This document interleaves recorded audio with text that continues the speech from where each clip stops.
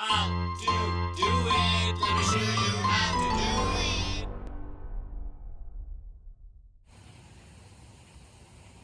Hi guys, so this is my Chevy Volt, and one of the issues that I was having was the TPMS sensor on my tires were not working. So in this video I'm going to be covering which TPMS sensors you guys can get for this car, and this is something that it's like a trial and error kind of thing. It's a hit and miss. Sometimes you order stuff that don't work. I'll tell you what exactly I ordered and that worked for me.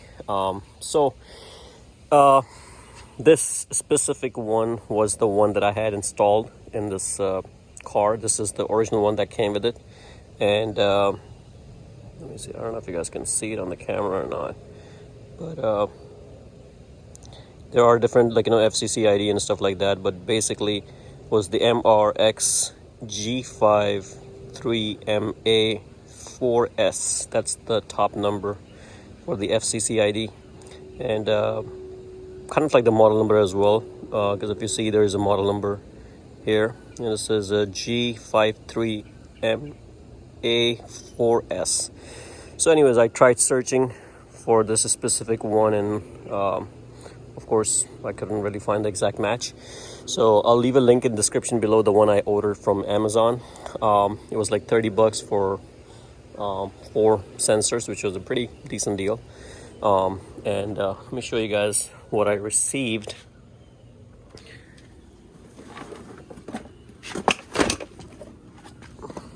So this is the box that I got right here. And one thing, guys, you have to make sure is find out what frequency your car is on. So this is 315 megahertz, and you just have to make sure it is 315 megahertz. So this is what they sent to me, and it comes as a whole like this, so you have this top piece and you have the sensor. Now if your tires are fine, you don't really have to replace this top piece or the whole part. You can unscrew this right from here and take this part off and just plug this in your existing valve. So in this video, I'm not going to show you how to replace this. I have another video. I'm going to leave a link in the description below how you can replace it yourself, and you can do it at home by using this tool. And in that video, I'm going to show you how to use this tool. But anyways, getting back to what worked for me. So what I ended up doing was I removed this part just like that. Removed it from here and plugged this one in right here, and just put the screw in. And what I did was, see if I can find it right here. So this, I kind of make this kind of tool which has the top part right like this, so it don't fall off.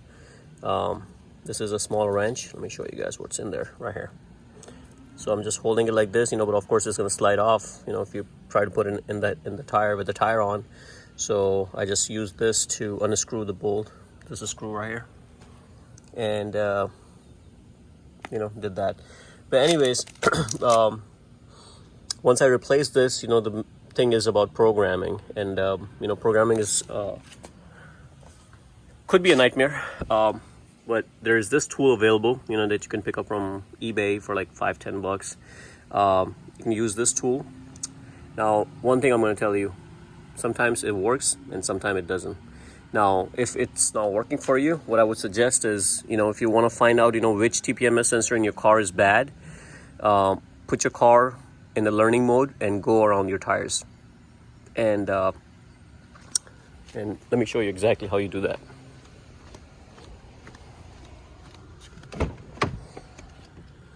So the very first thing you need to do is turn your car on. This is started, put the brakes on and turn the car on. And once the car is on, you're going to go into right here where you see the pressures. Right now I'm seeing all the pressure, but for you to program it, you have to hold on to this. And once you hold on to this, push it down and just keep waiting. And then you'll see a pop-up right there. It says, are you sure you want to relearn? And you just have to scroll this, and you can go up and down. So you just click yes. In my case, I'm not going to do it since I'm already done with that part.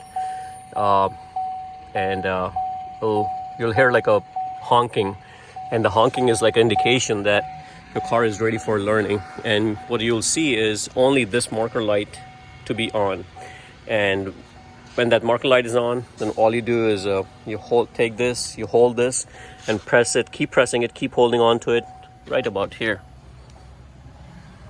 If you try to do it over here, it's not going to work. Just keep holding it right here and keep pressing the button down. Make sure you guys don't have a low battery. It should be on the transmit. And you'll hear a beep, a honking beep after maybe within 10 to 15 seconds. You should hear that. And if you're not hearing, that means your battery over here is gone too weak and it's not able to get that signal. So that's another indication for you to not change your TPMS sensors out.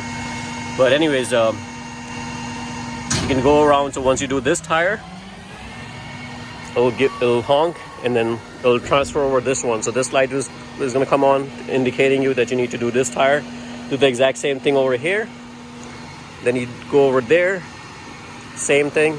This light will be on, and you do this tire, and then you go around and do the last one, this one.